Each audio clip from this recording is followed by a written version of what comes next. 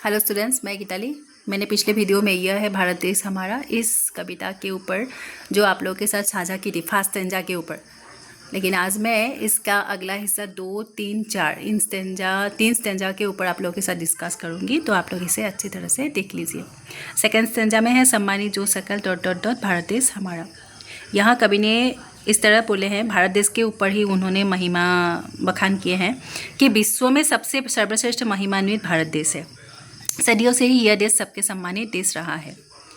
इनकी महिमा अनंत है जो वर्णनातीत है। भागवत गीता, महाभारत, रामायण जैसे महान ग्रंथों की रचनाएं भी इसी देश में ही हुई है और उपनिषदों की रचनाएं भी इसी देश में ही हुई है।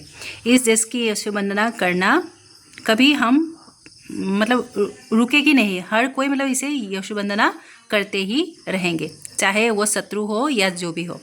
इस देश को हर कोई सोने की चिड़िया नाम से ही नामांकित करते आए हैं। सोने की चिड़िया कहकर ही इस देश के प्रति सभी लालायित होते रहे हैं। हमारे भारतवर्ष के समान महान स्वर्णिम देश और कोई भी नहीं हो ही नहीं सकता। भारत जैसी सौंदर्यशाली देश को प्राप्त करने हेतु तो सदियों से हर विदेशी लालायित रहते हैं। इस देश में जिन महान ग्रंथों उपनिषदों की रचना हुई, तब अन्य देशों में इनकी जानकारी ही नहीं थी। इस देश में जब इन सभी महान ग्रंथों की रचना हो गई थी, तभी इन ऐसे ज्ञान की प्राप्ति किसी देश को हुई ही नहीं थी। इन ग्रंथों के अनुकरण पर ही विदेशों में ग्रंथ लिखने की अनुप्रेरणा मिली। भारत की सभ्यता से ही अन्य देशों में सभ्यता का ज्ञान प्राप्त हुआ।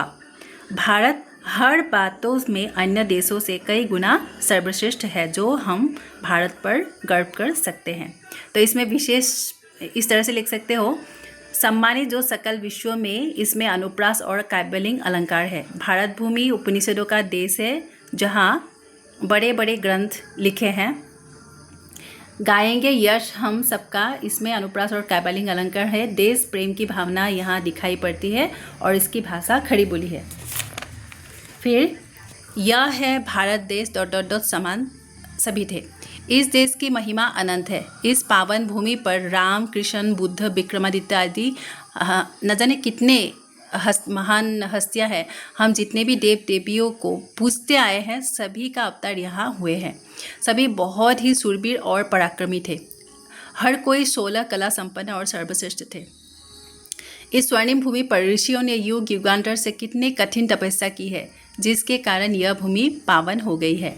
शास्त्रों में भी लिखा हुआ है कि जो पुण्य कर्म करता है वही इस धरा में जन्म ले सकता है। अन्य देशों में भी यही एक विचार विश्वास करते हैं कि जो अच्छा कर्म करेंगे वही भारत भूमि में जन्म लेंगे। यह देश है नारद मुनि के, जिसके मधुमय नारायण धुन से सारा जगत गूंज उठता है। ऐसी पावन भूमि पर जो कोई भी जन्म लेता है, वह स्वतः ही सर्वोत्तम बनता है। कवि के अनुसार हम बहुत भाग्यशाली है कि हमें इस पवित्र भूमि में जन्म मिले हैं। तो इसमें विशेष इस तरह से लिख सकते हो, कवि इस देश की महिमा को उच्च स्तर पर स्थापित कर रहा है। कवि भारत के गौरवशाली और समृद्ध अतीत का वर्णन कर रहे हैं। यह देश मही का स्वर्णिम में, इसमें इस पंक्ति में रूपक अलंकार है।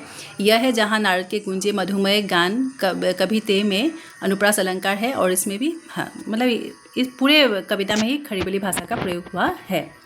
फिर नेक्स्ट स्टेंजा में यह है भारत देश हमारा ... भारत देश हमारा। इसमें कवि बोले हैं कि भारतवर्ष समृद्धि और ज्ञान से भरा हुआ है। बुद्धदेव ने अपना पूरा संसार छोड़ छाड़ कर इस संसार का गुण ज्ञान प्राप्त करने हेतु वे कठोर तप किए थे। उन्होंने इस तप द्वारा प्राप्त ज्ञान से पूरे संसार को करुणा का संदेश दिया। यह देश पूर्ण ज्ञान के भंडार है। कवि ने भारत देश के प्रति कहा है कि इतने महान भव्य पुरातन देश की गूंज चारों ओर प्रकाशमान हो जाएंगे। भारत की महिमा सभी देशों में फैल जाएगी। भारत ही सभी को दिशा प्रदान करेगी, सभी को प्रकाशमान करेंगी। ऐसे महान ज्ञान समृद्ध से भरपूर अन्य कोई देश हो ही नहीं सकता। अर्थात भारत सूर्य है, अन्य सभी देश ग्रह उपग्रह है जो सूर्य से ही प्रकाशमान होते हैं। यहाँ विशेष में होंगे, कवि भारत की महान ज्ञान समृद्धि की भरपूर प्रशंसा कर रहे हैं। बुद्धदेव की करुण चेतना का उल्लेख हुआ है। भारत देश सर्वोच्च, पवित्र और सच्चे ज्ञान का निवास स्थान है। भाषा यहाँ खड़ी बोली है। पूर्ण ज्ञान का शुभ्र निकेतन में रूपक और अनुप्रास अलंकार का प्रयोग हुआ है। क्या हम सा कोई जग में, इसमें उपमा अलंकार का प्रयोग हुआ है। और बाकी नेक्स्ट वीडियो में हम इसका जो 2 स्टेंजा बाकी है उस पर हम अच्छी तरह से डिस्कस कर देंगे।